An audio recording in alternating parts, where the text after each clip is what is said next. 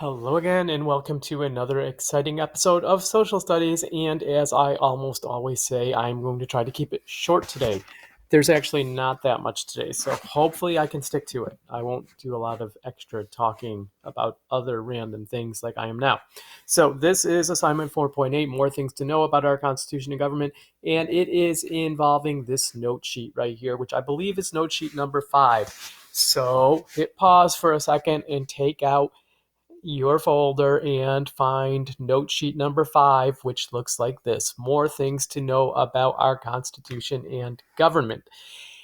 If you cannot find it, I will include it on the very bottom of this assignment in Cami. You can do it that way, but you will have to show it to me to get credit. So just saying that you did it and you left it on your dresser or your table or your bed or wherever else isn't going to cut it. You got to show it to me to get credit some way or the other. All right. So the first thing we're going to talk about here is how laws are made.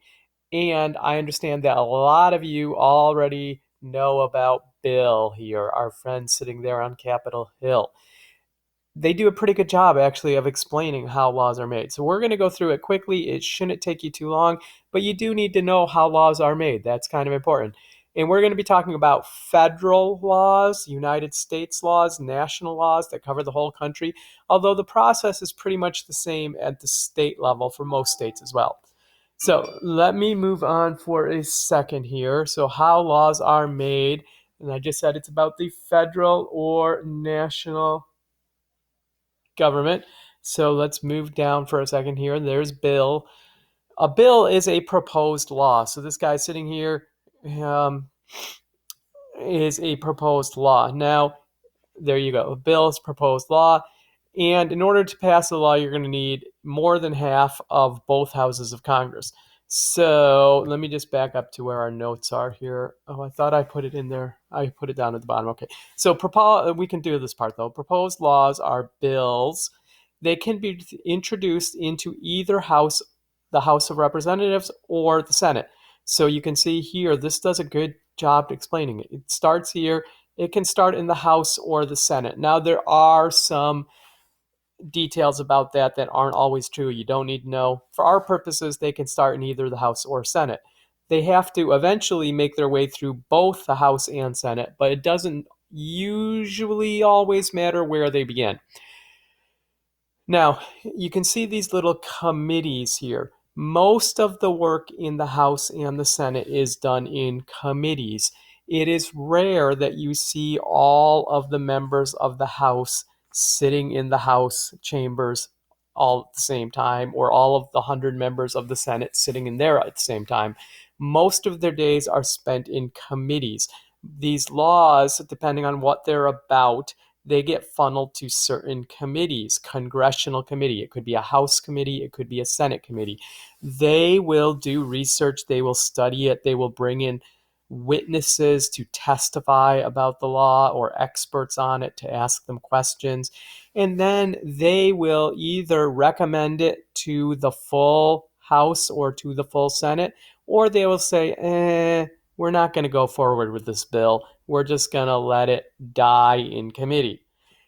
But if it does make it, then if the one house will vote on it, then it will go to the other house and they'll vote on it. Sometimes they will have to make these two versions. They'll have to go back in and make the versions, make sure they match up exactly, because they don't always do that. And then they send it to the president to sign, maybe. So congressional, number 2 here is congressional committees. Committees. That's how you spell committees. Study, debate, and then vote to recommend or not recommend. In order to, number 3 is that bills must pass both houses of Congress by a majority. By a majority, this is note number 3, by a majority, which means more than half. If you don't know what majority means, make a note to yourself: more than half. This means that in the Senate, there's 100 senators, they're going to need more than half, which means they're going to need 51. Half would be 50. To get more than that, they're going to need 51. We'll talk about this a little bit more in school, but that's giving you an idea. Excuse me. In the House of Representatives, there are 435 total. I should make you do the math, but do the math. Okay, I'm assuming you've done the math, and you know that half of this would be 217.5. So more than half, you need 218. 218 would be more than half. That's all you need to pass in the House. There's your answers. So you need 51 in the Senate, 218 in the House. Then, if the bill is passed by both houses, it goes to the president. So that blank is the president, and on number 4, it goes to the president. The president may sign it, in which case it becomes a law, or may veto, V-E-T-O, refuse to sign it. Veto means refuse to sign. Now, if the bill is vetoed, number 5 here, if the bill is vetoed, Congress may override the veto. Over, O-V-E-R-R-I-D-E. One word, override. It has 2 R's in the middle. Override the veto if the bill is passed by a 2/3 majority of both houses. Oh, I thought I put a slide there for that. Apparently not. By a 2/3 majority of both houses, which would mean 2/3 of the Senate would be 66.666. So you need 67 votes in the Senate. And in the House, can I do this math quickly in my head? 218, 430. Well, I'm not going to make you wait. It's 2. I need to think about it without. I can't focus while I feel like I'm under pressure because you're all watching me. Sorry.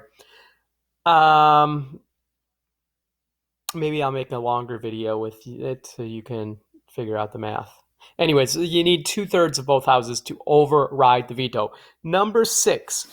Once a law is passed, the executive branch executes or carries out. So the executive branch must execute, carry out, enforce, put into action the law. So Congress, they make the law, and then they're done with it, and it goes to the executive branch, and they're the ones who will carry it out, and we'll talk about that in school.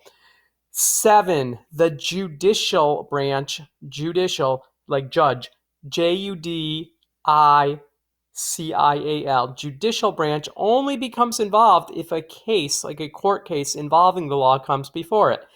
If so, courts may interpret what the law really means, whether it is being carried out properly, and or whether the law is constitutional or unconstitutional. Either one works.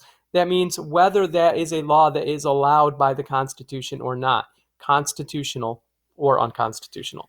Okay, now on the back here, you're going to don't cross it out because we will do this part together, but we're going to skip this part for now. We're going to go down to just the bottom part here, which are going to fill in.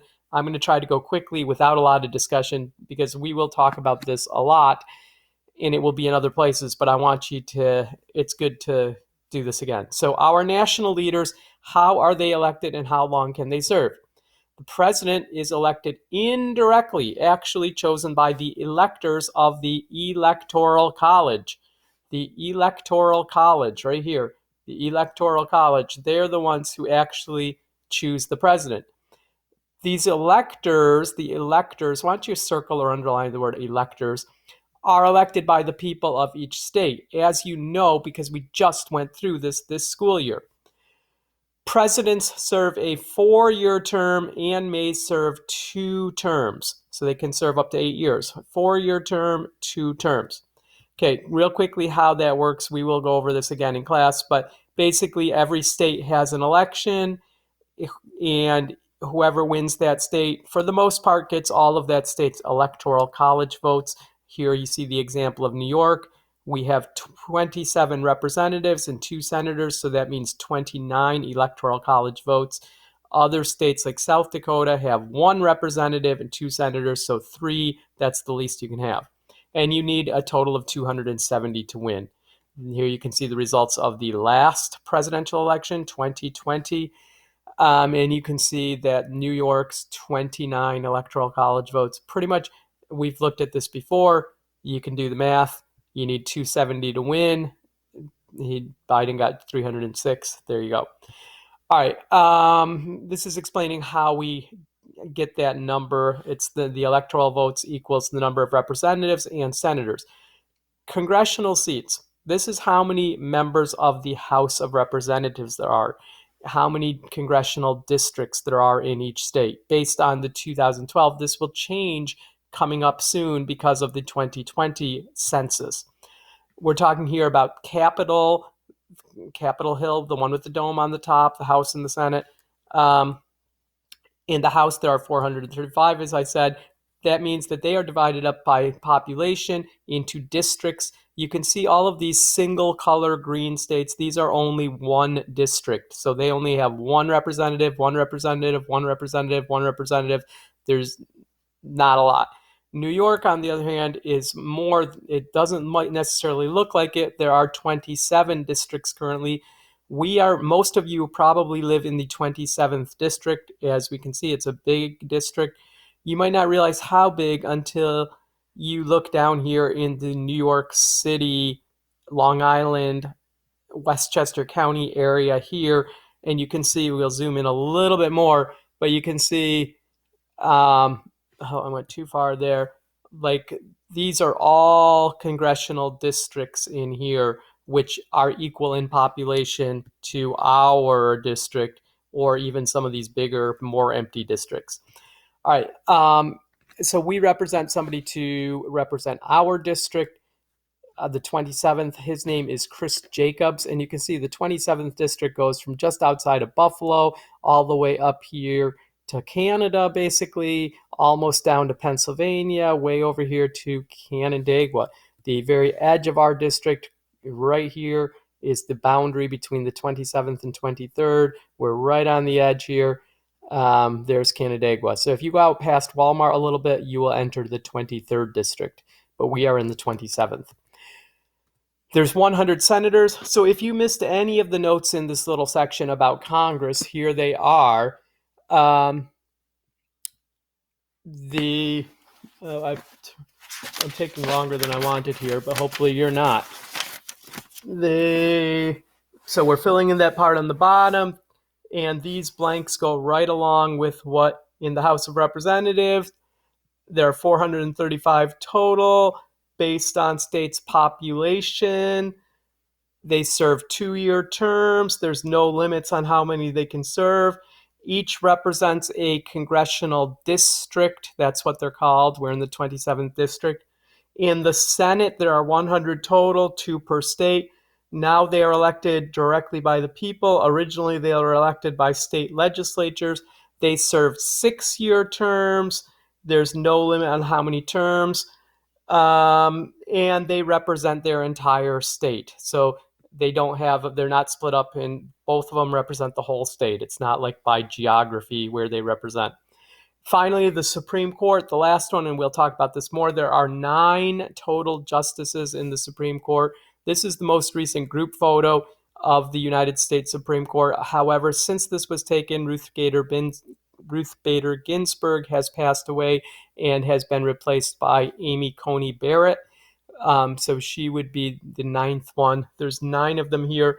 They are not elected.